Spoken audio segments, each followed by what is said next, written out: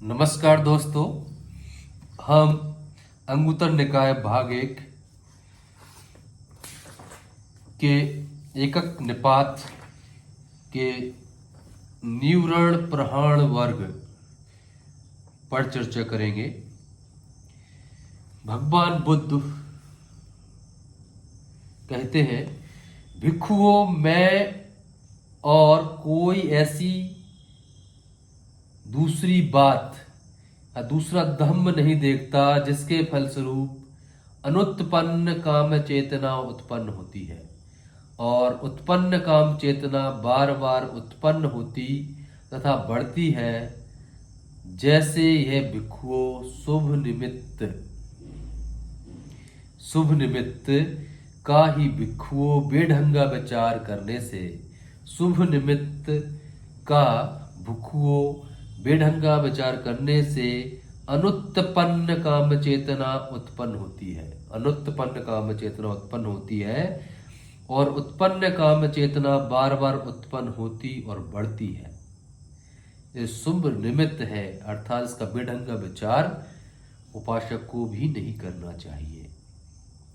भिक्षुओं में और कोई ऐसी दूसरी बात नहीं देखता, दूसरा धम्म दूसरा मार्ग नहीं देखता, दूसरा कारण नहीं देखता जिसके फलस्वरूप अनुत्पन्न क्रोध उत्पन्न होता है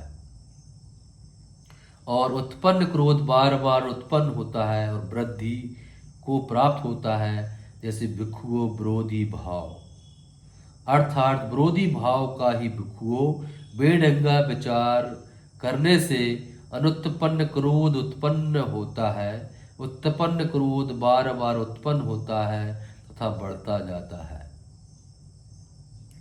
भिक्षुओं मैं ऐसा कोई बात नहीं देखता जिसके फलस्वरूप अनुत्पन्न मानसिक तथा शारीरिक आलस्य उत्पन्न होता है। उत्पन्न आलस्य बार बार उत्पन्न होता और बढ़ता है, जैसे भिक्षुओं आरुचि, तंद्रा, अहदीपन, जमाई लेना, भोजनांतर का प्रमाद, भोजन करने वाले प्रमाद आता, सुस्ती तथा चित्त की तंद्रा। जिसका चित्त तंद्राग्रस्त है भिक्षु, उसी में अनुत्पन्न आलस्य उत्पन्न होता है। उत्पन्न आलस्य बार बार उत्पन्न होता है और बढ़ता जाता है। भिक्षुओं मैं ऐसी कोई बात नहीं देखता जिसके फलस्वरूप अनुत्पन्न उद्धतपन तथा अनुताप अर्थात दुख उत्पन्न होता है और उत्पन्न उद्धतपन तथा अनुताप बार बार उत्पन्न होता और बढ़ता है, जैसे भिक्षुओं चित्त की अशांति। अशांत चित्त में ही अनुत्पन्न उद्धतपन और अनुताप उत्पन्न होता है और उत्पन्न उद्धतपन अनुताप बार बार उत्पन्न होता और बढ़ता है। भिक्षुओं में ऐसा कोई धम्म नहीं देखता, कोई बात नहीं देखता जिसके फलस्वरूप अनुत्पन्न संयस उत्पन्न होता है। उत्पन्न संयस बार बार उत्पन्न होता है और बढ़ता है, जैसे यह भिक्षुओं बेढंगे से विचार करने से ही भिक्षुओं अनुत्पन्न संयस पैदा होता है, संशय पैदा होता है और उत्पन्न संशय बार बार उत्पन्न होता और बढ़ता है। भिक्षुओं मैं और कोई ऐसा दूसरा बात नहीं देखता, दूसरी बात धम्म नहीं देखता जिसके फलस्वरूप अनुत्पन्न काम चेतना अनुत्पन्न हो रहती है। उत्पन्न काम चेतना का प्रहाण होता है, जैसे भिक्षुओं अशुभ निमित्त।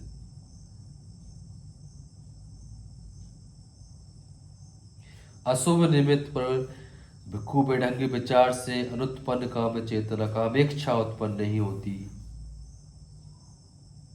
और उत्पन्न काम चेतना का प्रहाण होता है।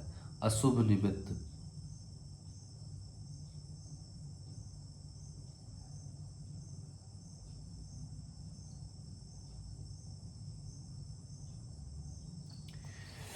शुभ निमित्त का एक्चुअली यहाँ जो अर्थ दिया, शुभ निमित्त क्या है? शुभ निमित्त पुरुष लिंग अथवा स्त्री लिंग का परस्पर एक दूसरे को सुंदर करके देखना।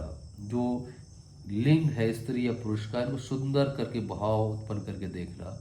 अशुभ निमित्त पुरुष लिंग अथवा स्त्री लिंग का परस्पर एक दूसरे के जुगुप्सित रूप पर विचार करना।